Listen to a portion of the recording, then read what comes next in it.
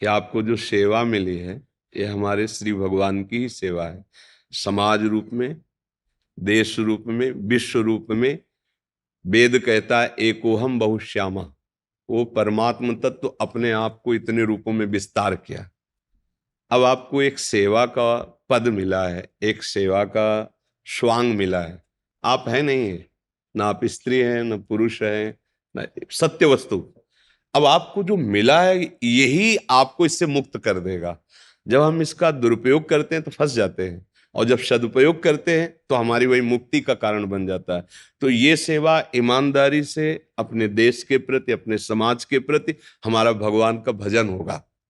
अगर हम जहां भी त्रुटि करते हैं फिर हमारे अंदर ही असंतोष, अशांति, यही दंड है। सबसे पहले गलती का फल होता है जलन हो जाना, असंतुष्ट हो जाना, भयभीत हो जाना, शक्तिहीन हो जाना। और जब हम धर्म से चलते हैं तो चाहे कोई भी हो, आपके हृदय में एक ऐसी शक्ति होगी जो आपको कोई दबा नहीं पाएगा।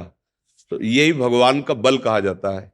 तो हम कभी अधर्माचरण न करें और कभी अधर्माचरण करने वालों को छूट भी न दें, क्योंकि अधर्माचरण पर शासन करना ये भगवान की पूजा होगी। क्योंकि आपको वो पद मिला हुआ है, अलग से माला पकड़ने की जरूरत नहीं है। जब कभी आपको समय मिले तो जो भगवान का नाम प्रिय हो उच्चारण कर लीजिए। नहीं, सत्य और धर्म को साक्षी करके आप अपनी जो सेवा दे रहे हैं, ड्यूटी दे रहे हैं, ये भगवान का ही भजन है। और इसी से भगवान प्रसन्न हो जाते हैं और इसका आपको परिणाम मिलेगा इसी जन्म में। जब आप इस सेवा से निवृत्त होंगे तो आपका मन भगवान की तरफ खींचने लगेगा।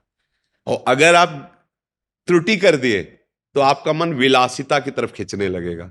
विलासिता, भोगों, संसार के राग। जीवन का लक्ष्य है तो छूटेगा शरीर, आज नहीं तो कल ये पद भी जाएगा।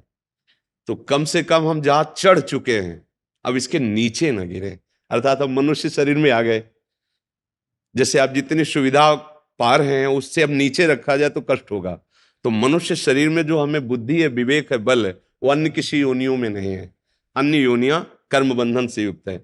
या तो भगवत प्राप्ति हो जाए और या तो फिर हम मनुष्य बने और ऐसे सत् कार्य करें कि मुझे भगवान मिल जाए।